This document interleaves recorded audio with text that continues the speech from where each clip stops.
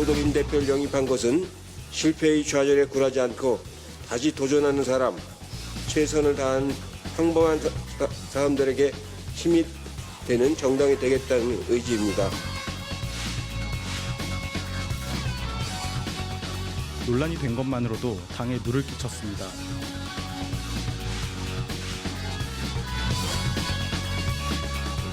인재인 줄 알았는데 사람으로 인한 재앙, 인재가 된 거네요.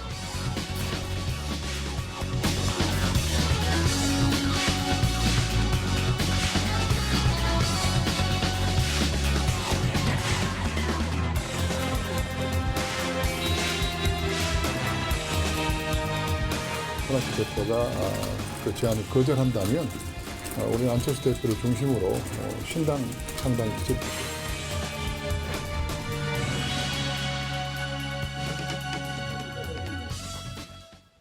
방금 민주당이 김의겸 전 대변인과 정봉주 전 의원의 이번 총선 불출마를 권고했습니다. 사실상 출마를 막은 것 같은데요. 홍성걸 국민대 교수, 김성환 평론가의 의견 들어보겠습니다. 어서 오십시오. 네, 안녕하세요. 사실상 출마를 청와대가 여권이 막은 거다 이렇게 보시는 거죠. 뭐 그렇게 봐야 되겠죠. 이미 네. 결론 내고 더 이제 그 모양새를 갖춰서 지금 사퇴하는 형식을 네. 빌리는 것이 아닌가 그렇게 생각이 듭니다. 예상하셨습니까? 그러니까 저는 뭐 개인적으로는 출마하지 않는 게 맞다고 생각했고요. 뭐 우리 국민들께서 많이 알고 계시는 것처럼 부동산 문제나 네. 이런 거에 그만큼 예민하지 않습니까? 미투 문제도 마찬가지고 네. 그런 면에 있어서 정부 여당의 경우에는 특히 총선 같은 경우에는 패구적 투표를 한다고 하는데 정권 심판론이 작동하는 데 있어서 비호감도를 높일 우려가 있다. 네. 그런 면에서 여권 입장에서는 좀 정리가 빨리 됐었어야 한다고 생각합니다. 네. 지난주에 목요일인가요? 문석균 씨도 일단락이 됐고요. 네. 정봉주 전 의원, 또 김의겸 대변인, 논란 있는 인물들을 비교적 빨리 매듭지었다 이렇게 보십니까? 예, 그렇게 보여지고요. 네. 뭐 민주당 입장으로서는 전략적 판단일 수밖에 없습니다. 그 짐을 네. 지고 굳이 갈 이유가 없고 그것이 뭐 소위 말하는 선당 후사 내지는 지금 전체 총선 구도의 민주당의 입장에서 먼저 빨리빨리 내려놓고 가는 것이 옳은 선택이죠. 네.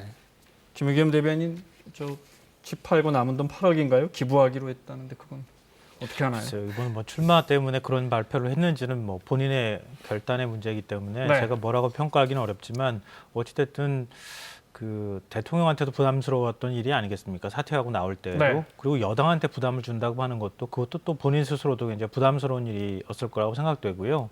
개인적으로는 아마 억울한 측면이 있었을 수도 있다고 생각이 되는데요. 그렇다 하더라도 국민적 정서상 받아들이기 어렵다고 하면 이번에는 일단 참고 안 나오는 게 맞지 않을까 하는 생각을 합니다. 네.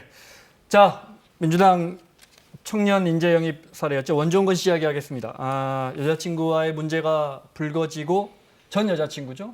오늘 사퇴라고 표현할까요? 본인 영입 인재 자격을 반납했다 이렇게 표현하던데. 자, 먼저 이 뉴스 접하시고 어떤 생각 드셨어요? 글쎄요, 그 26살이라고 하던데 네. 그 젊은 청년인데 저것이 사실이라면 어떻게 저런 경우가 있었을까? 뭐 데이트 폭력 내지는 뭐 여러 가지 사진에 나타나는 여러 가지 뭐라든가 네. 전 여자친구라고 하는데 어쨌든 간에 그런 갈등 이런 것이 상당히 뭐 이 나이 먹은 사람 입장에서는 좀 상상하기 힘든 일이 아닌가. 요즘 젊은 네. 친구들은 어떻게 생각하는지 저는 모르겠습니다. 오늘 좀 영입 인재, 특히 청년 인재들 여야가 영입안 좀 자세히 여쭤보겠습니다. 그 뉴스 접하고 무슨 생각하셨어요? 좀 당혹스러웠습니다. 그러니까 스토리라고 하는 얘기들을 많이 하지만 우리 팩트보다 스토리에 더 감동한다 이런 말이 있거든요. 그만큼 청년 세대이긴 하지만 그동안에 열심히 살아왔던 측면이 있었거든요. 어머님이 시청각 장애인이기도 하고 그리고 이제 그 보답을 해야 되겠다고 생각을 해서 열심히 지금까지 자원봉사 활동을 했기 때문에 그런 면에서 평가할 만하다라고 생각을 했는데 결국은 미투 문제에 걸려서 이렇게 도중에 하차하는 모습을 보면서 좀 여러 가지 면에서 좀 생각도 복잡해지고 좀 안타까웠습니다. 자, 물러나겠다는 원종건 씨의 오늘 입장 표명 들어보겠습니다. 저는 오늘 더불어민주당 21대 총선 영입인재 자격을 스스로 당에 반납하겠습니다. 한때 사귀었던 여자친구가 저와 관련한 내용을 인터넷에 올렸습니다. 논란이 된 것만으로도 당에 누를 끼쳤습니다. 그 자체로 죄송합니다. 올라온 글은 사실이 아닙니다. 허물도 많고 실수도 있었던 청춘이지만 분별 없이 살진 않았습니다. 파렴치한 사람으로 몰려 참담합니다. 그러나 제가 민주당에 들어와 남들 이상의 주목과 남들 이상의 관심을 받게 된 이상 아무리 억울해도 남들 이상의 엄중한 책임과 혹독한 대가를 치르는 게 합당할 것 같습니다. 여기까지 듣겠습니다. 자, 본인은 가해 사실을 부인하고 있고요. 반면에 전 여자친구가 폭로한 내용 사진 한두 장 볼까요? 네, 간단히 설명드리자면 이건 이제 여자친구가 이렇게 폭행당했다는 과거의 사진을 올렸고요. 네, 다음 것도 볼까요? 네, 카톡 내용도 있는데 두 사람 사이에 육체적 관계에 대한 이야기도 나오고요. 여기까지 볼까요? 네. 자, 물론 본인은 부인하고 있습니다. 제가 궁금한 거는 여야가 다 감동적이고 스토리 중심의 사연이 있는 청년들을 진짜 경쟁하듯이 계속 영입하고 있습니다. 네. 근데 예를 들어 이 원종건 씨 같은 경우에도 과거 MBC 그 느낌표라는 프로에서 저 기억납니다. 그 시각장애인 어머니가 안구 기증 받아서 눈 뜨는 것을 옆에서 가난한 어린 아이가 아들이 봅니다. 그게 온 국민들에게 큰 감동을 줬는데, 네, 저 아이가 자라서 이렇게 장성했는데, 제가 궁금한 건 이 아름다운 스토리가 있으면 국회의원 자격이 있는 겁니까? 아니죠. 이번에 사실은 본인한테는 불행이지만 지금의 작금의 우리 정치 과정에서 네. 소위 그 정치 인재라고 하는 리크루트 과정이라고 하죠, 우리가. 네. 이게 큰 경종을 울리는 저는 사건이다 이렇게 보여집니다. 사실은 지금처럼 이렇게 인재를 영입한다는 것은 상당히 예외적인 현상이어야 합니다. 전체적으로 볼 때에는 풀뿌리 민주주의에서부터 시작을 해서 차근차근 소위 공동체 의식이라든가 이런 모든 것을 갖추고 자격과 능력을 갖추고 그러한 능력을 입증한 이런 사람들이 경륜을 가지고 네. 우리 공동체를 위해서 의사결정하는 데 참여하는 이런 방식이 소위 그 정치 과정의 오히려 이 보편적인 현상이에요. 네. 그런데 이 보편적인 현상과 예외적인 현상이 지금 이번 선거에서는 거꾸로 됐습니다. 그러니까 예외가 훨씬 더 많아지는 지금 상황이 돼버린 거죠. 그러다 보니까 누구든지 국민들한테 조금이나마 감동을 줄 수 있는 그런 사연을 가진 사람들을 지금 마구잡이로 그야말로 여야 할 것 없이 다 자리를 지금 주고 있습니다. 국회의원이 되는 말하자면 아주 고속도로를 깔아주는 거죠. 원종건 씨도 지역구 출마 예정이었단 말이에요. 네, 그렇죠. 그게 사실상은 뭐냐면 우리가 고시라고 볼 수가 있어요. 일종의 정치 고시라고 볼 수가 있습니다. 국회의원이 되는 고시. 과거에는요. 지금 586 세대라고 하는 이 친구들은 민주화 운동하는 것이 그래서 민주화 운동에서 그 감옥 한번 갔다 오는 거, 네. 그 훈장 한번 단다고 해서 그렇게 훈장 한번 달고 나면 그러면 정치의 대로 탄탄 대로가 뚫리는 이런 정치 고시라고 할 정도로 그런 것이 사실상 청년 인재 혹은 인재 영입의 길이었었습니다. 또 판검사했던 사람들이라든가 뭐 이런 것들이 많이 있었죠. 그런데 그런 모든 것들이 사실은 일반적으로 민주주의라고 하는 그런 그 정치 과정에서는 그것이 예외적인 것이라야 되는 것이지 그게 보편적이어서는 안 되는 것인데 우리 정치 과정 자체가 아직까지 민주주의가 제대로 말하자면 정립이 되지 못하다 보니까 지금 이런 현상이 벌어진 거죠. 그래서 저는 차제에 여야 모두 차분하게 이제 이런 식으로 소위 말해 감동을 통해서 표를 얻겠다는 생각을 버리고 능력과 자격이 검증된 사람들을 중심으로 새로운 인재를 좀 인재의 문을 넓혀줘라. 이런 그 말하자면 사회의 메시지다 이렇게 보여집니다. 뭐 원칙적인 측면에서 교수님 말씀에 동의를 하는데요. 제가 좀 안타깝다고 느끼는 건 뭐냐면 초선 국회의원들은 다 서투입니다. 나이를 많이 먹거나 적게 먹거나 비슷합니다. 네. 청년 세대들이 스토리를 갖고 들어왔다고 해도 청년 세대라고 하는 그 세대가 가지고 있는 특성도 있거든요. 그러니까 우리 인구 구성으로 봤을 때 청년 세대가 또 대표성을 가질 수 있는 측면도 있거든요. 그런 면에서 청년 세대가 아래에서부터 커 올라오지 못하는 그런 정치 현실이 있다고 하면 영입을 통해서라도 좀 어느 정도는 청년 세대가 정계에 진출할 수 있도록 해주는 거는 저는 필요하다고 생각하고요. 이번 한 사례를 가지고 모든 걸 이렇게 부정하지는 않았으면 좋겠다. 네. 그러니까 뭐 과거에도 비례대표 영입하는 과정에서 여러 잡음이 있었던 경우도 많이 있었거든요. 그러니까 이번 한 건을 가지고 이 뭐 영입이라고 하는 것, 스토리 중심이라고 하는 것만 너무 부각해서 이런 식의 방식은 나쁘다 이렇게 네. 우리가 단정짓지는 좀 않았으면 좋겠다 이런 생각을 합니다. 뭐 그렇게 단정짓는 거 아니고요. 네. 그런 것이 필요한 시점이고 그렇기 때문에 많은 분들이 세대 교체하자 혹은 뭐 시대 교체하자 판을 바꾸자 이런 얘기하는 거 아니겠습니까? 그런데 그런 상황에서도 우리가 조금이라도 더 좀 면밀하게 검토하고 사실 삶의 현장에서 치열하게 그야말로 최선을 다해서 살아온 사람들이 얼마든지 많아요. 청년들도. 네. 근데 그 중에서 왜 하필 예를 들어서 원종건 같은 사람이냐라고 하는 것에 대해서는 우리가 대답할 것이 별로 없단 말이죠. 그래서 네. 그런 점에서 제가 조금 더 조심하고 조금 더 우리가 그 영작을 검증이 네. 된 사람들을 좀 열어주자 하는 얘기지 청년 인재를 알겠습니다. 막자는 뭐 네. 저는 개인적으로 이견이 있는 건 아니고요. 예를 들면 과거에는 비례대표 영입할 때 전문가, 여성, 청년, 장애인 뭐 이런 이제 그 구성으로 만들어놨거든요. 근데 이번 같은 경우도 굳이 따지자면은 비슷합니다. 그래서 스토리를 어떻게 국민께 홍보했느냐에 관한 문제라고 생각이 되거든요. 그러니까 검증을 어떻게 할 거냐라고 하는 숙제는 여전히 남아있긴 하지만 과거하고 엄청나게 달라졌다고 보긴 좀 어렵다는 거죠. 알겠습니다. 자, 눈에 띄는 여야의 청년 영입 인재들 저희가 영상으로 몇 명만 좀 추려봤습니다. 볼까요? 정의당의 낯익은 얼굴이죠. 네.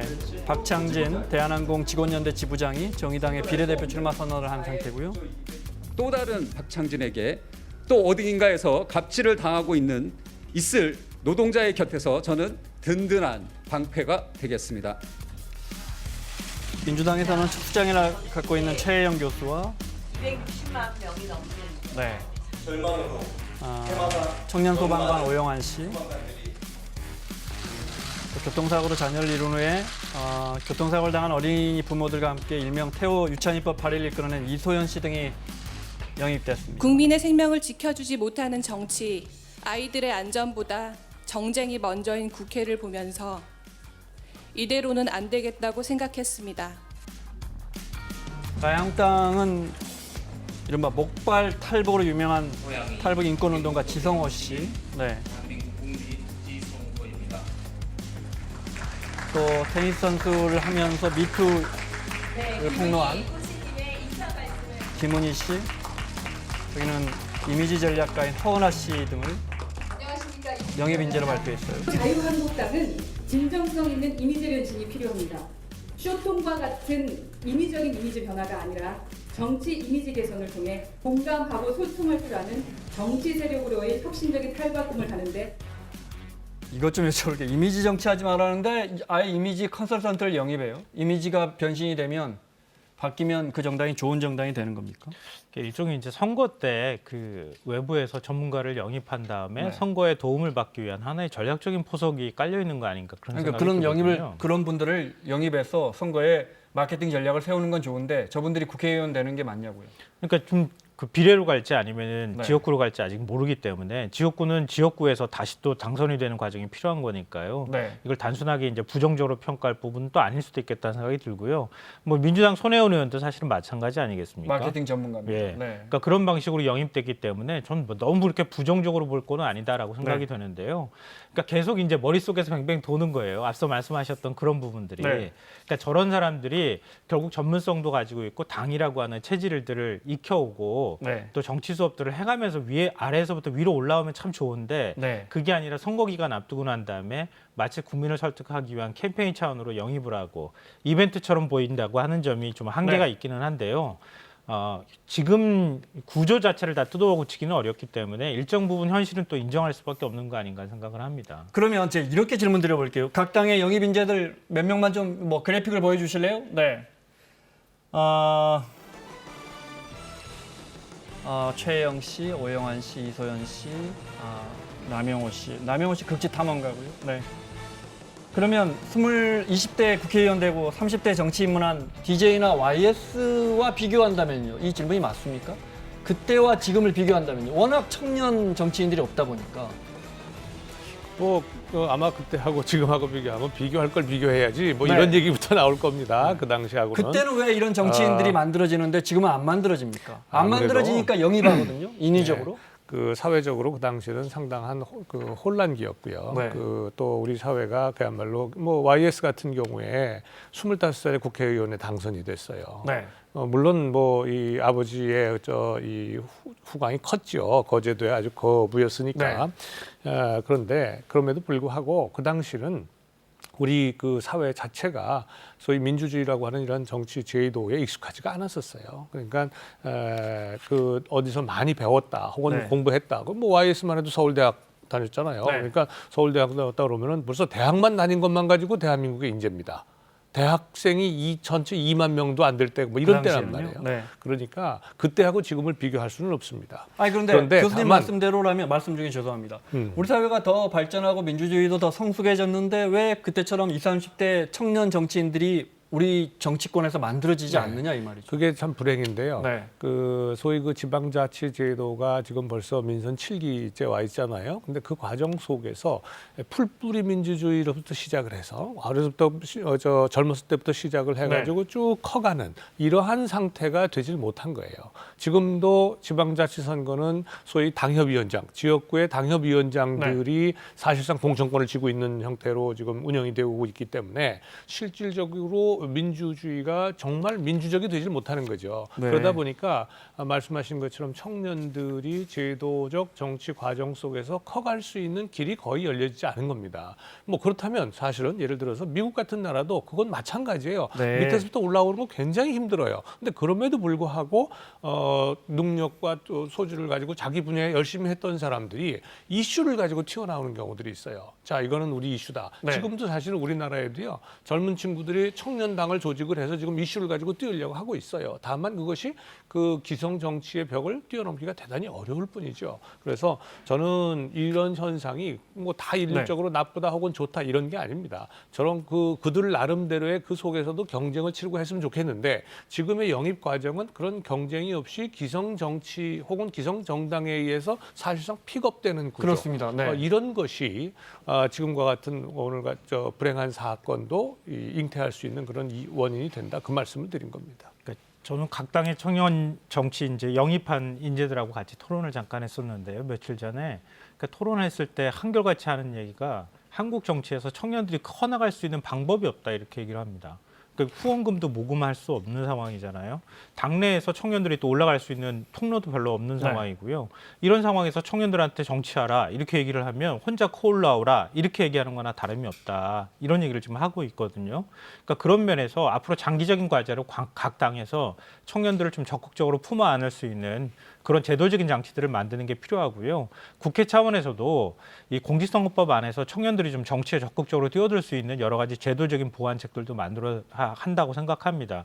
근데 그런 게 되지 않은 상황에서 청년들이 어떤 방식으로든 제도권으로 들어오려고 하는 것, 그 통로를 너무 이벤트로만 인식하는 것은 저는 조금 좀 문제가 있다고 보고요. 그러니까 그렇기 때문에 일단 청년들을 좀 품어 안는 적극적인 노력을 기성세대들이 하고 그리고 제도적으로 뭔가 이 보완해야 될 부분들이 있다 그러면 보완해 나가는 작업들을 이야기가 너무 길어지는데 간단하게. 근데 저는 오히려 이 질문 드리고 싶었거든요. 우리 사회가 집에서든 회사에서든 어느 조직에서 20, 30대 말이 잘 말할 수 있는 기회가 있습니까? 제가 몸담고 있는 회사도 마찬가지고 그런 사회에서 20, 30대 표를 구하려고 갑자기 총선 때만 되면 20, 30대를 막 영입한단 말이에요. 저는 그건 좀 기본적으로 이러한 방식은 우리가 앞으로는 좀 지양을 해야 될 거다. 그래서 아까 제가 말씀드렸잖아요. 이건 예외적인 것이라 해야 되는데 지금 워낙 기성 정치권에 실망을 한 나머지 국민들이 전부 청년 이러고 있단 말이에요. 그래서 이게 예외가 보편적인 현상이 되는 지금 상황이 돼버린 거예요. 그거보다는 아까 말씀하신 것처럼 우리 국가 전체에서 청년들의 정치 인재가 이 충원되는 과정, 이 과정에 대해서 제도가 확실하게 개선될 필요가 있어요. 그래서 과거에 사실은 저도 개인적으로 그런 그 청년 아카데미를 가지고 한 3년 과정, 정치 엘리트를 교육시키는 과정 이런 걸 한번 만들어 보는 그런 것을 한번 설계해 본 적도 있습니다. 그런데 비용이 많이 들고 하다 보니까 뭐 기업인들이 그거 돈 냈다가 말이지 정부로부터 뭐 하는 거냐라고 오해받을 수 있다. 그러니까 못 하겠다 이런 그 결론이 돼서 결국은 못 하고 말았습니다만 우리 사회에 정치 엘리트 충원 과정은 분명 문제가 네. 있고요. 이것이 계속된다면 앞으로 대한민국의 정치 발전은 요원하다. 이건 분명한 사실입니다. 알겠습니다. 검찰 넘어가야 합니다. 죄송합니다. 검찰 이야기 잠깐 하겠습니다. 연휴 지나고 법무부 대 검찰, 정부 여당 대 검찰 조금 잠잠해지고 수면 밑으로 간 것 같은데 가라앉고 있는 것 같은데 최광욱 비서관 기소한 걸 놓고 그래픽을 잠깐 볼까요? 처음에 기소하면서 아시는 것처럼 송경호 차장이 이성윤 새로 부임한 이성윤 지검장 빼고 이른바 이성윤 지검장을 패싱하고 윤석열 검찰총장의 재가를 얻어서 송경호 차장이 전결해가지고 최광욱 비서관을 기소합니다. 그러자 야권에서는 이성윤 중앙지검장이 추미애 장관에만 이 사실을 보고하고 왜 윤석열 총장에게는 늦게 보고했느냐 하면서 또 논란이 일고 있는데 여야 원내대표 입장까지 마저 들어볼까요? 들어보겠습니다. 검찰 안에서 벌어지는 일 하나하나에 시시콜콜 정치권이 개입해 논란을 부추기는 것은 시대착오적 검찰 정치의 연장전이며 비정상의 정치입니다. 야당도 더 이상 검찰 대행정당 노릇을 되풀이하지 않았으면 좋겠습니다. 검찰 편들기 정치는 여기서 끝내야 합니다. 대한민국이 언제까지 검찰 문제 하나에만 발목 잡혀 있어야 한단 말입니까? 지난 23일 청와대가 검찰 2차 대학살을 자행했습니다. 2번에 걸친 대학살로도 불안했는지 이 정권은 검찰이 최광욱 비서관을 불구속 기소하자 감찰권 카드를 꺼내들었습니다. 우리 당에서는 검찰 학살 TF를 지금 만들 생각입니다. 우리와 한국당에서는 특검을 추진할 것입니다. 그러나 우리가 현재는 숫자가 부족해서 특검을 저쪽에서 받아들이지 않을 텐데 이번 4월 총선에서 반드시 이겨서 특검을 제대로 하겠습니다. 그래서 법무부가 검찰을 감찰할까요? 또는 감찰해야 한다고 보십니까? 교수님부터. 저는 그 문제는 아주 사소한 문제라고 보고요. 지금 이 문제 근본 원인은 그야말로 부적절한 인사권의 행사 때문에 수사가 방해됐다는 데 있습니다. 특히 살아있는 권력에 대한 수사를 지금 무력화시킨 거예요. 이것 때문에 지금 이런 패싱이니 무슨 이런 문제가 다 생기는 거지. 그것이 감찰을 하면 어떻고 안 하면 어떻습니까? 또 감찰의 결과가 어떻게 나오느냐에 따라서 또 갈라질 텐데 그것을 논의할 아무런 의미가 없어요. 지금 여권은 대통령과 여당은 이게 정당한 인사권의 행사였다라고 하는 것이고 야권은 이 청와대에 대한 수사. 특히 지금 울산 시장과 관련된 지방 선거에서의 하명 수사 논란에 대해서 본격적인 수사가 압박해 들어가니까 더 이상 이거를 용납할 수 못하겠다라고 하는 측면에서 인사권을 활용해서 지금 완전히 수사를 해체시켰다는 것이 있거든요. 그러니까 문제는 핵심은 그거니까 그 문제를 가지고 이번 선거가 아마도 국민들이 판단을 해주셔야 될 거 아니냐 이렇게 생각이 됩니다. 핵심은 수뇌부 인사나 중간간부 인사에서 그렇습니다. 이미 결론이 난 거예요. 그랬기 때문에 저런 문제가 자꾸 발생하는 겁니다. 중요한 수사에 대한 수사 방해냐 이 문제. 검찰 인사를 두고 저는 학살이라고 표현했던 적이 있었던가 한번 좀 되묻고 싶고요. 전 두 가지 측면에서 말씀드리고 싶은데요. 하나는 시급성에 관한 문제입니다.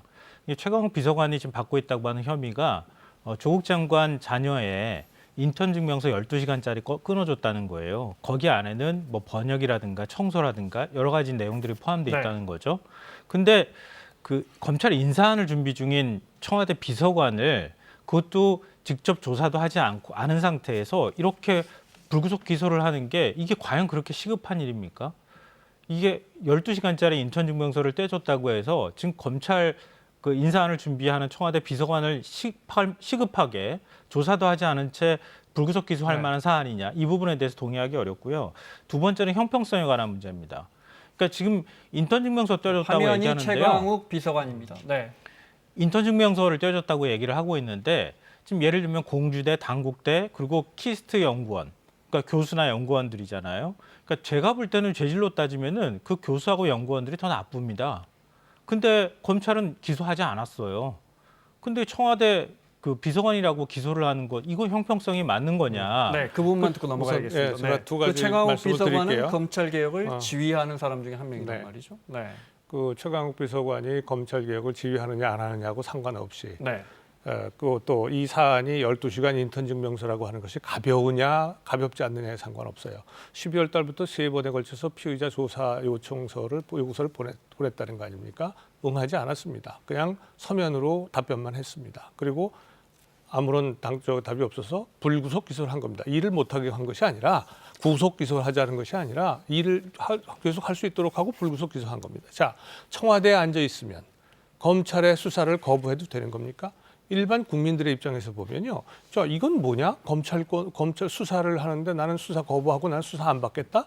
그리고 계속 조사 받으라고 하는데 조사 안 받겠다? 그러면 검찰이 아, 그렇군요. 그러면 기사 안 하고 맙니다. 만약에 그렇다면 그게 옳은 검찰권의 행사입니까? 법 앞에 평등하다는 거 아니에요? 고위 공무원일수록 더욱더 법 앞에 평등을 해야 됩니다. 그게 첫째예요. 이 사안이 가벼우냐 무거우냐는 이 사안에 대해서 핵심이 아니에요. 알겠습니다. 그것이 간단하게 말씀드리면요. 지금 피의자인지 아닌지에 대해서도 논란이 있지 않습니까? 그래서 서로 지금 청와대하고 검찰의 주장이 다르고요. 참고인은 검찰이 부르면 꼭 나가야 됩니까? 그건 아니잖아요. 그러니까 그 부분에 대한 부분을 명확하게 해달라 이렇게 지금 얘기를 하고 있는 거고요. 서면 진술서를 보냈다고 지금 얘기합니다. 50페이지짜리. 그러니까 검찰 조사에 협조를 안 한 게 아니라는 겁니다. 그리고 한 가지 더 덧붙여서 말씀드리면은 검찰의 기소권이 자기 마음대로 행사되지 못하도록 하자는 게 지금 검찰 개혁의 요체입니다. 그럼 검찰은 자신들의 수사에 협조했다고 생각하면 그럼 기소 안 하고 그냥 내버려 두고 누구는 내가 지금 생각하기에 좀 마음에 안 든다 그러면 기소하고 그래도 되는 겁니까? 그건 아니잖아요. 알겠습니다. 간단하게 다음 주 넘어야 합니다. 그러니까 본인이 떳떳하고 하면 와가지고 조사를 응하면 되는 것이고요. 첫째, 두 번째. 피의자인지가 몰랐다라고 하는 것은 말이 안 된다는 것이 일반 법조계의 시각입니다. 잘 아시잖아요. 왜 그러냐? 피의자 출석 요구서와 참고인 출석 요구서는 양식 자체가 달라요. 문구 자체가 다릅니다. 내용 자체가. 청와대가 그 부분에 대해서 다른 사람도 아니고 변호사가 그거를 참고인인지 몰랐다, 하나만 피의자 질문 몰랐다. 드리고 마무리하겠습니다. 손학규 대표가 안철수 전 대표의 퇴진 요구에 대한 입장을 내놓은 것 같은데 그 부분 좀 들어볼까요? 준비가 됐습니까? 네, 손학규 대표의 입장을 들어보겠습니다. 네. 준비가 됐습니까? 손학규 대표가 퇴진을 거부하는 녹취가 들어와 있는데요. 들어보겠습니다. 많은 기자, 카메라를 불러놓고 저에게 물러나라고 하는 일방적인 통보, 언론에서 말하는 소위 최후 통첩이 될 것이라고 하는 것은 상상도 못했습니다. 개인 회사의 오너가 CEO를 해고 통보하는 듯 말입니다. 곧바로 저의 퇴진을 말하는 비대위 구성을 요구하고 위원장은 자기가 맡겠다고 하는 것이니 당혹스러울 수밖에 없었습니다. 저 손학규는 미래 세대가 주역이 되는 공천혁명, 국회혁명, 선거혁명을 이룩하는 것이 마지막 소명입니다. 자, 간단히 말씀 듣고 시간이 30초 정도밖에 없는데요. 네. 그냥 전 답답할 뿐이에요. 지금 바른미래당의 상황으로 볼 때 전국의 주도권을 행사할 수 있는 자리도 아니고 또 따라갈 수 있는 국회의원이 있는 것도 아니고 뭐 이런 상황에서 서로 자리를 갖고 싸운다는 것은 침몰하는 배의 키를 누가 잡느냐를 가지고 지금 다투고 있는 것 같아서 뭐 별로 보고 싶은 생각이 없습니다. 전 좀 안타까운데요. 미우나 고우나 그래도 당을 그동안에 지켜왔잖아요. 네. 당대표로서. 그런데 와가지고 당신 자리 물러나시오. 이렇게 얘기를 하면 기분 좋게 받아들일 사람은 없을 물론이죠. 거다. 그러니까 손학규 대표하고 잘 좀 풀어나가는 모습을 보여야 되는데 첫 시작부터 벌써 이렇게 갈등하는 것은 그렇게 바람직해 보이지 않습니다. 자, 지금까지 홍성걸 교수, 김성환 평론가와 함께했습니다. 오늘 좀 일찍 마치겠습니다. 수고하셨습니다.